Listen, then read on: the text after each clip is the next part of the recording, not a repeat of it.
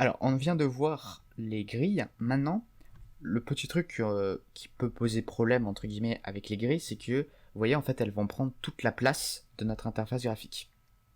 Comment faire pour dire, bah non, je veux pas qu'elles prennent toute l'interface graphique, c'est-à-dire juste une partie, et comme ça, moi, je pourrais mettre d'autres widgets ailleurs. Alors, évidemment, on pourrait mettre d'autres widgets avant, et donc la grille pourrait s'adapter parce que il y aura d'autres widgets, donc elle ne pourra pas prendre toute la place. Mais que faire si, disons, on ne veut pas mettre d'autres widgets, on veut juste, voilà, par exemple, faire une interface graphique qui prend que 80% de la taille de notre interface graphique. Eh bien, ce qu'on va faire, c'est qu'on va utiliser les frames. Donc les frames, c'est des cadres, hein, comme on pourrait dire, et comme ça va mettre un cadre du coup à la grille, ça veut dire que la grille va être mise dans ce frame, et ce frame va avoir des contraintes en fait qu'il va devoir respecter. Alors donc, comme d'habitude, on reprend, on importe Tkinter, on crée la fenêtre, on a aussi notre fonction onButtonClick qui va juste être associée quand on va cliquer sur le bouton. Là, on va mettre une taille à la fenêtre, donc la taille de la fenêtre, ce sera fait avec geometry, donc roots.geometry, et on met à l'intérieur la largeur et la hauteur. Et pour faire cela, on met la largeur et ensuite fois la hauteur, donc un x. Et tout ça en chaîne de caractères. Ensuite, on va créer un frame. Donc pour cela, on fait tk.frame. Je pense que vous pouvez commencer à voir aussi certains trucs. Quand on veut créer un label, on fait tk.label. Quand on veut créer un frame, on fait tk.frame. Vous voyez que c'est toujours organisé d'une certaine manière. C'est-à-dire que le nom en fait du widget, sa classe ça va être son nom et la première lettre sera en majuscule. Ensuite, comme d'hab, on va mettre root, donc c'est-à-dire pour dire sur quelle interface graphique ça va être dessiné. Et ensuite, on va faire bg light gray, donc c'est-à-dire la couleur de fond. Ensuite, comment on va le placer.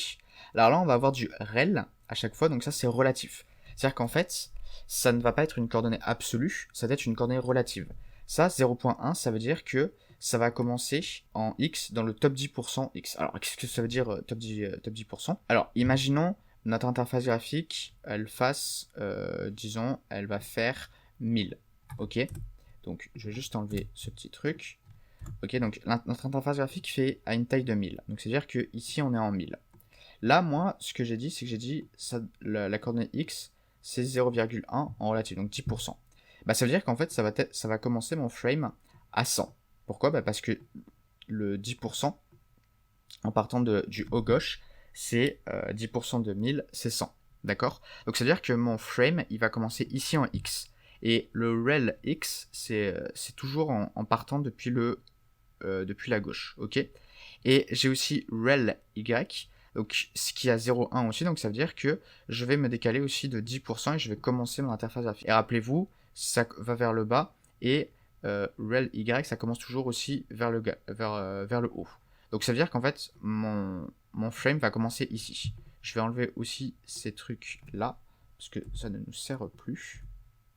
Voilà. Hop. Comme ceci. Donc ça veut dire que j'aurai mon frame d'une certaine taille, donc j'ai dit 80%, donc il va commencer à cette coordonnée ici, et il va occuper 80% de l'interface graphique. Voilà. Et c'est en relatif parce que du coup, ce qui est bien avec ça, c'est que ça va s'adapter selon en fait la taille de la fenêtre.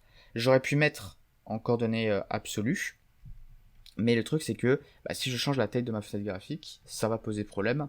Donc là au moins ça s'adapte automatiquement. Ok, ensuite je vais créer une grille, donc ça c'est la même chose, c'est-à-dire que je vais faire for i tout ça. Là par contre j'ai un frame et il faut que je configure ma grille. Donc alors, comment je la configure? Donc il y a deux choses à configurer. Tout d'abord l'index. Ok, donc en fait, quels vont être les index de mes rows et de mes colonnes? Donc en général, la première ligne ou la première colonne a l'index 0. Donc la première ligne, c'est quoi? Eh bien, c'est tout simplement celle-ci. Ok, donc mon frame va contenir une grille. Hop, voilà. Donc la première ligne, c'est celle-ci qui sera donc du coup notée à l'index 0. La première colonne, ce sera celle-ci qui aura l'index 0.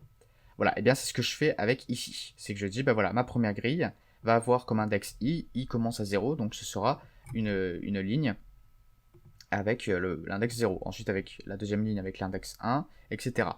Weight, c'est juste l'importance de la taille de chacune des lignes et des colonnes.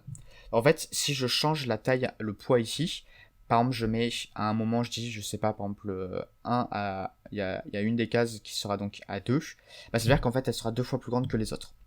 Bon, nous on veut des grilles des cases de même taille, donc on va mettre weight à 1 à chaque fois. Ok, donc ensuite je fais forge in range 3, et là je vais compléter, donc je vais faire tous mes boutons. Donc c'est le même principe hein, que tout à l'heure, ok. Et donc je mets le frame, donc ici il y a ça qui change, c'est-à-dire que mon widget parent, ce sera pas root, ici ce sera frame. C'est-à-dire qu'en fait, je vais considérer, enfin bouton, pour lui, le seul truc qui existe, c'est frame en fait. Il dit, bah ok, le seul truc où je vais me positionner, c'est sur le widget frame.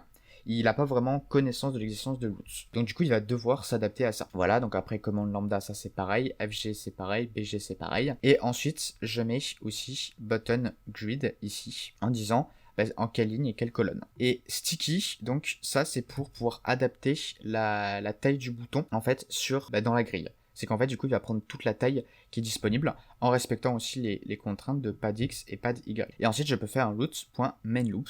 Et si on exécute le code, bien voici ce que ça nous donne. Alors évidemment on peut cliquer sur les boutons et vous pouvez voir qu'en fait bien la grille elle est contenue ici. Elle est contenue dans ce frame avec évidemment ce padding ici comme vous pouvez voir à chaque fois de 5. Hein. Donc là c'est un peu plus grand que ici normal parce que là il y a le padding de ce bouton et de ce bouton. Et c'est ordonné de cette manière, donc 00, 01, 02, etc. Le frame aussi, donc on peut voir un peu de gris puisque c'est la couleur de fond du frame.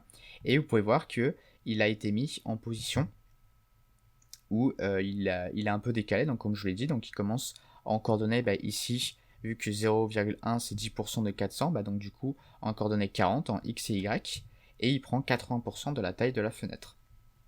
Voilà, donc ça veut dire qu'en fait ici il reste 10% de la fenêtre, donc c'est-à-dire 40 pixels, ce qui fait qu'on a un truc en fait qui est centré sur notre interface graphique.